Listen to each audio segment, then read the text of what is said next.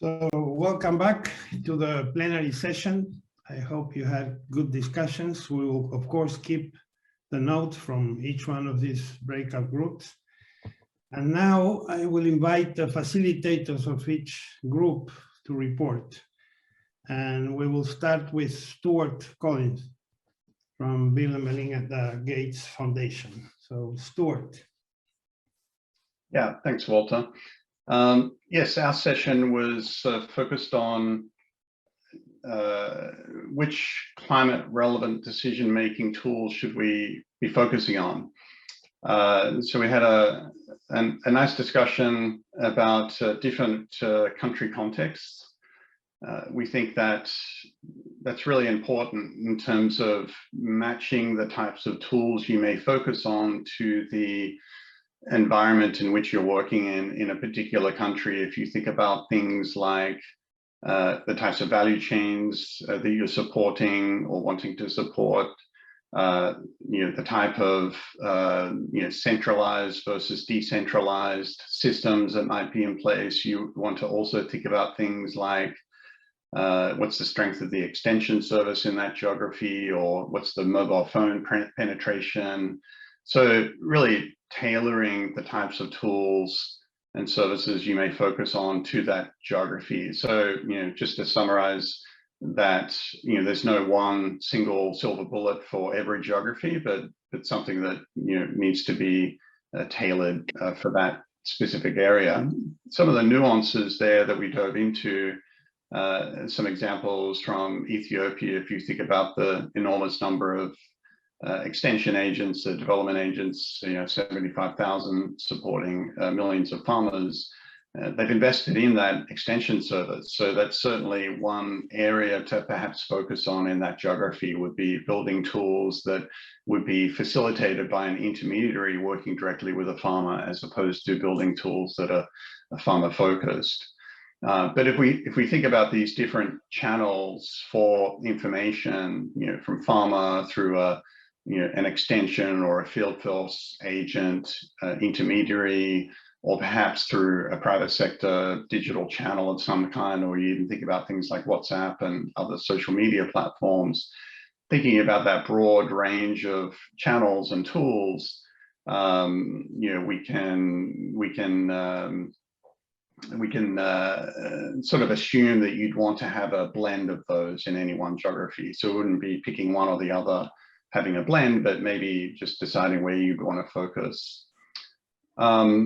Other topics that came up during our discussion were diving into the value chain. So if you're looking at mostly livestock content, or crop-oriented content, or specific value chains, that being consideration. How do you work with the national research organizations and build the right stakeholder groups that would enable effective information services? And then finally, just on thinking about creative ways on not just a centralized data system, but how do you contextualize that information, work with multiple partners? If we think about the private sector, how do we integrate this sort of information into advisories, but also into other products and services like finance and insurance, and thinking about creative models around that, sort of showed us more of a hub and spoke type model. I think I'm up on time, so I'll stop there. Any questions? Thank you. Thank you very much, Stuart. We'll go ahead and get the reports from the other groups, and maybe hopefully we'll have some time. So I'd like to invite Abdul Ali to report on his breakout group discussions on game-changing climate information services and climate-smart agriculture solutions. So Abdul. Okay, thank you very much. I don't know if I can report back in French, or I can. Yeah, so our breakout group had around 10 participants, and around three key points come out from the discussions. Abdul, you can speak first French if you want. Please feel free to speak in French. Okay. OK, thank you very much. Donc, je disais que pour notre groupe, il y a une dizaine de participants. Il y avait une dizaine de participants. Et à l'issue des discussions, nous pouvons résumer les discussions en 3 grands points. Le premier point porte sur la qualité des informations concernant. Les participants pensent que c'est vraiment un domaine très important sur lequel il faut mettre beaucoup d'accent pour pouvoir vraiment avoir des impacts au niveau des services climatiques et de l'agriculture intelligente face au climat. La qualité de l'information en termes de précision, en termes de détails nécessaires, en termes également du fait que cela doit concerner à la fois le climat actuel, mais également le climat futur. Mais également, cette information doit contenir les prévisions. Les prévisions qui doivent aller à la fois à l'échelle des prévisions saisonnières, mais également couvrir toutes les échelles, les prévisions intrasaisonnielles jusqu'aux prévisions du temps. Donc, le groupe pense que ça, c'est vraiment la base de tout et qu'il faut améliorer cet aspect. Et le deuxième point sur lequel le groupe a discuté concerne la mise à l'échelle.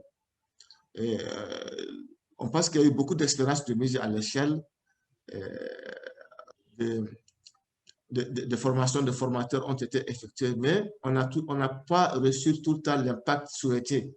Donc, il y a vraiment un paradigme à changer à ce niveau-là. Il faut faire une évaluation, comprendre pourquoi, effectivement, on n'a pas toujours l'effet boule de neige qu'on espérait avoir avec les formations de formateurs, mais cet aspect est également important. C'est-à-dire que la question de la mise à l'échelle des projets pilotes. Donc, c'est vraiment le deuxième point sur lequel le groupe pense que si on arrive à améliorer la situation, on pourrait avoir des impacts importants dans le domaine.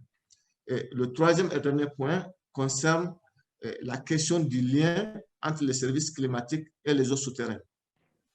En fait, c'est un sujet qui n'est pas beaucoup abordé fréquemment, mais le groupe pense que c'est très, très important. C'est-à-dire que puisque les eaux souterraines constituent une source importante, sinon la plus grande source d'alimentation en eau des populations à travers diverses régions de l'Afrique. Et donc, le fait de lier les services climatiques aux eaux souterraines pour pouvoir non seulement informer sur la recharge des eaux souterraines, sur la durabilité des eaux souterraines, et faire en sorte que les paysages ou les acteurs qui utilisent ces eaux souterraines puissent mieux comprendre leur durabilité à travers les services climatiques est également une question très importante. Donc, en résumé, voici les 3 grands points sur lesquels le groupe a discuté et je pense qu'on pourra les approfondir par la suite. Merci beaucoup. Merci, Abdul. And so we will have now the report from the third breakout group on connecting climate information services and climate smart agriculture packages. And we will hear from Usman and Ndiaye. Thank you, Walter. Hi, everybody. I'm back. So the question was, how can we better connect climate information services, CIS, and climate smart agriculture? So people make few points. The first one is those two are really linked. We cannot separate together because if you look at the CIS pillar, this is production, adaptation, and mitigation, climate is really important. And also climate information service is an entry point actually for CSA. So CSA need to have climate information services. Also, we need to develop a synergy between those two communities. They need to work together and really to develop things together. And also, climate smart agriculture can make climate information actionable. Actually, climate information through agriculture needs to be taken by climate smart agriculture so farmers can adapt it very easily instead of just giving raw climate information. So we need then to package climate information into climate smart agriculture if you want. And one also, it need to develop capacity building for 2 reasons. One is, for example, one community, the climate smart agriculture, through their crop models, need climate information and climate modeling. So they need to talk to each other to know the format, how those models work in order to get better service at the end. The other one also in capacity building is also increase awareness for those two communities, what exists in one side and the other side. For example, people know about rainfall, but also there are forecasts of flooding, very important. There are forecasts of temperature and so on and so forth. So those need to be taken care. So all those things will raise and hope that AICCRA will take it into consideration. And there are a few examples also, as Rwanda was saying, that through PIXA and through participatory budgeting, now they was able to develop very good synergy between those two. Thanks very much. Thank you, Usman. So we're getting to the end of this really nice session. First of all, I would like to thank all the speakers and the facilitators for doing a great job on keeping time. It's very hard. I know it's very hard to keep time and to work in these breakout sessions. You guys did a wonderful job.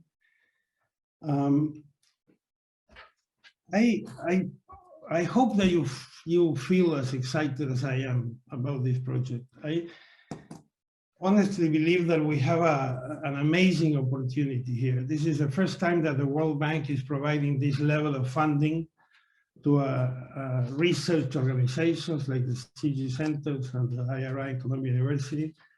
We have a tremendous opportunity to really contribute to establishing sustainable food systems in Africa, which is what we all want. I think one of the key messages that I heard from all the discussions is that in AICCRA, we need to ensure a good balance in taking advantage of all the public investments that have been going on and continue those in the public sector for providing climate services and for improving climate smart agriculture, but to be sure that we promote good, effective public partnerships with the private sector, because that's the way that the results will be upscaled.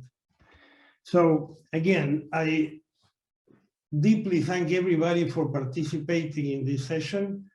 I hope that you can join us for the second dialogue of AICCRA on strengthening partnerships for delivery of climate smart innovations in agriculture that will take place tomorrow, 19th of May, at the same time as today, which is 2 to 3:30 p.m. Central Europe time. And you will see a video introduction to the session at the end of this stream. So thank you very much. And again, I hope that you are as excited as we are about this AICCRA project. Thank you and have a very good day.